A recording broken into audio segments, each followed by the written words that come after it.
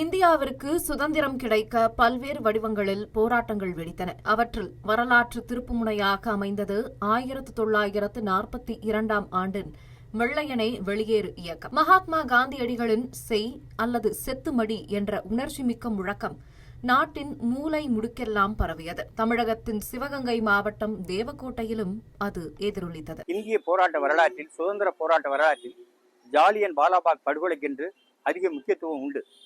அதற்கு கொஞ்சமும் சளைத்ததல்ல தேவகோட்டையில் 1942 ஆண்டு ஏற்பட்ட ஆகஸ்ட் புரட்சி.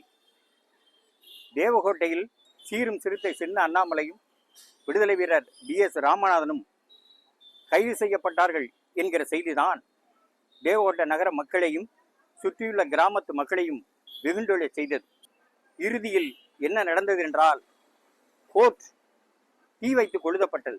விடுதலை வீரர்கள் மீது தப்பாய் தஸ்தாவேஜுகள் தயாரித்து வைத்திருந்த அந்த கோர்ட்டின் ஆவண காப்பகம் அடியோடு தீ வைத்து கொளுத்தப்பட்டது.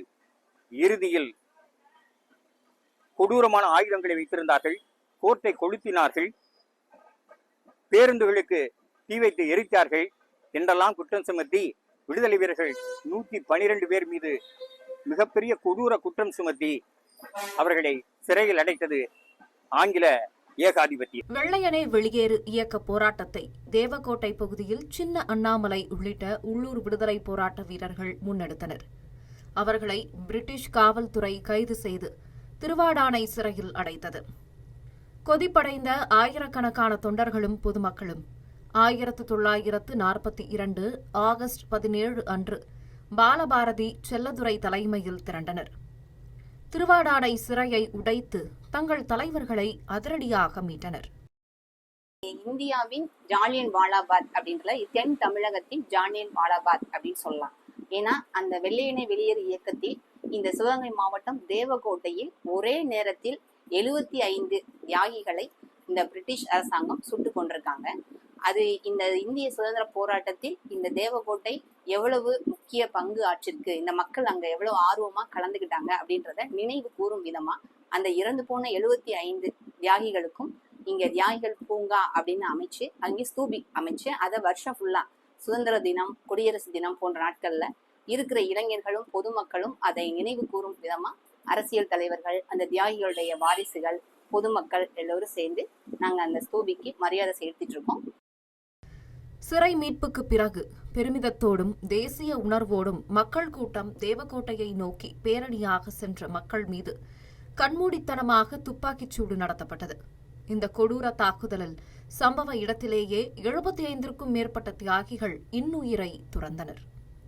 இந்த துப்பாக்கிச்சூடு வரலாற்று ஆசிரியர்களால் தென்னகத்தின் ஜாலியன் வாலாபாக் என்று குறிப்பிடப்படுகிறது. இந்த நாட்டுக்காக, இந்த தேசத்திற்காக, இந்த தேச விடுதலைக்காக போராடிய மாவீரர்கள் வாழ்ந்த மண், இந்த மாவீரர்கள் ரத்தம் செத்து படிந்த இந்த புண்ணிய பூமியிலே நின்று அந்த பழைய கால நினைவுகளை என் தாத்தா சொன்ன வரலாறுகளை சொல்வதிலே நான் மகிழ்ச்சியும் பெருமையும் அடைகின்றேன். இன்று நாம் எல்லோரும் தலை நிமிர்ந்து நிற்கின்றோம் என்று சொன்னால் அவர்களை போன்ற எண்ணற்ற தியாகிகள், தேசப்பற்றார்கள் இந்த நாட்டுக்காக செய்த தியாகத்தின் விளைவே என்பதை சொல்லி அவர்களுக்கு நமது நெஞ்சார்ந்த திருவாடானை சிறை மீட்பு போராட்டத்தின் மையப்புள்ளியாக திகழ்ந்த பாலபாரதி செல்லதுரையின் தலையை கொண்டு வருபவர்களுக்கு பரிசு வழங்கப்படும் என பிரிட்டிஷ் அரசு அறிவித்தது.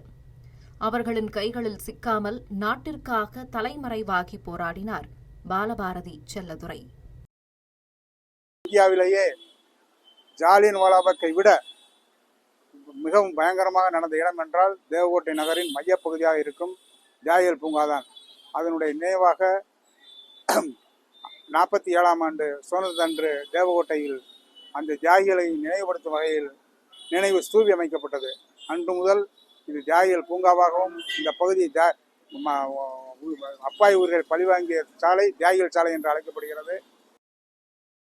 திருவாடானை சிறை மீட்பு போராட்டத்தில் உயிர் நீத்த தியாகிகளின் நினைவை போற்றும் வகையில் தியாகிகள் தூண் நிறுவப்பட்டது. பின்னாளில் பொதுமக்கள் வந்து அஞ்சலி செலுத்தும் தியாகிகள் பூங்காவாக மேம்படுத்தப்பட்டது. நம்ம தியாகிகள் பூங்கான்னு நகராட்சிக்கு எதிரில் இருக்கு, இப்போவும் நல்லா செயல்பட்டு இருக்கு. அதனுடைய வரலாறு என்னென்னா, கிட்டத்தட்ட சுதந்திரத்துக்கு முன்னால் அதுக்காக போராட்டம் பண்ண கிட்டத்தட்ட 75 பேரை 15 பெண்களோட 75 பேர் கொல்லப்பட்ட இடம்தான் அந்த தியாகிகள் பூங்கா. அதுக்காக கட்டினது தான் அந்த தியாகிகள் பூங்கா. இன்றைக்கும் நல்லா செயல்பட்டுக்கிட்டு அதில் பொதுமக்கள் இருந்து இளைப்பாடுறாங்க. அது தேவகோட்டையினுடைய மையப்பகுதியாக இருக்குது. நாட்டை காக்க போராடிய இந்த வீரர்களின் தியாகம் என்றென்றும் நிலைத்திருக்கும் என்பதே அவர்களின் ஒருமித்த குரலாக இருக்கிறது. தமிழ் ஜனம் செய்திகளுக்காக காரைக்குடியிலிருந்து சசிரேகா பாலமுருகன்.